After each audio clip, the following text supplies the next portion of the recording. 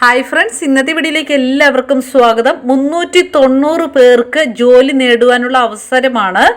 അതായത് കരകൗശല നിർമ്മാണം, തേനീച്ച വളർത്തൽ, തയ്യൽ കൂടാതെ ബാക്കി ഡീറ്റെയിൽസ് മൺപാത്ര നിർമ്മാണം, ഇലക്ട്രീഷ്യൻ, പ്ലംബർ, വാഴനാരുകൾ വേർതിരിച്ചെടുക്കലും കൗതുക വസ്തു നിർമ്മാണവും ഇങ്ങനെ പല മേഖലകളിൽ നിങ്ങൾക്ക് സ്വയം ജോലി ചെയ്യാവുന്നതാണ്.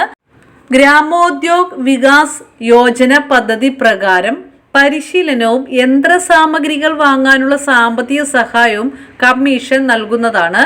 നിലവിൽ സംരംഭം നടത്തുന്നവർക്ക് അവ മെച്ചപ്പെടുത്തുന്നതിനും ഈ അവസരം ഉപയോഗിക്കാം.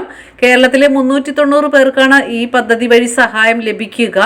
ഇലക്ട്രീഷ്യൻ, പ്ലംബർ, തേനീച്ച വളർത്തൽ, മൺപാത്ര നിർമ്മാണം തുടങ്ങിയ ജോലി ചെയ്യുന്നവർക്കും ഈ സഹായം ഉപയോഗിച്ച് സംരംഭം വളർത്തിയെടുക്കാം.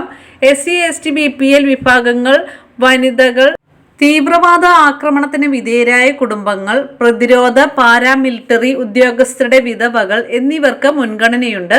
തിരഞ്ഞെടുക്കപ്പെടുന്നവർക്ക് പരിശീലനം നൽകും. പരിശീലനം സൗജന്യമാണ്. പരിശീലനത്തിന് ശേഷം സംരംഭം ആരംഭിക്കുന്നതിനുള്ള സർക്കാർ അംഗീകൃത സർട്ടിഫിക്കറ്റ്, ഉപകരണങ്ങൾ, യന്ത്രങ്ങൾ എന്നിവ ലഭിക്കുന്നതാണ്. യന്ത്രങ്ങളുടെയും ഉപകരണങ്ങളുടെയും വിലയുടെ 10 മുതൽ 20% വരെ തുക സംരംഭകർ തന്നെ അടയ്ക്കേണ്ടതാണ്. ഇവയുടെ പിന്നിലുണ്ടാകുന്ന അറ്റകുറ്റപ്പണിയും സംരംഭകർ സ്വയം ചെയ്യേണ്ടതാണ്. അപേക്ഷകരുടെ പ്രായം 18-നും 55-നും ഇടയിലായിരിക്കണം.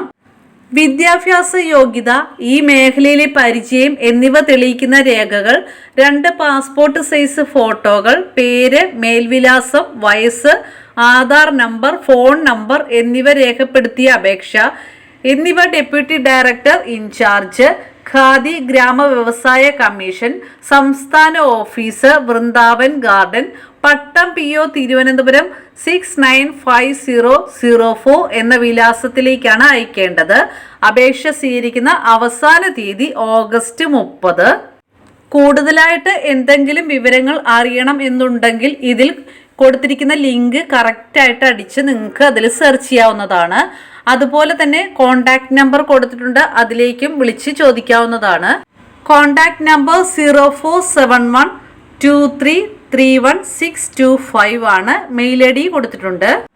ചാനലൊന്ന് സബ്സ്ക്രൈബ് ചെയ്തോളൂ, എന്നാലാണ് നിങ്ങൾക്ക് വീഡിയോ നിങ്ങളിലേക്ക് എത്തുക. അതുപോലെ തന്നെ അടുത്ത വീഡിയോയുമായിട്ട് വീണ്ടും കാണാം. Bye dears.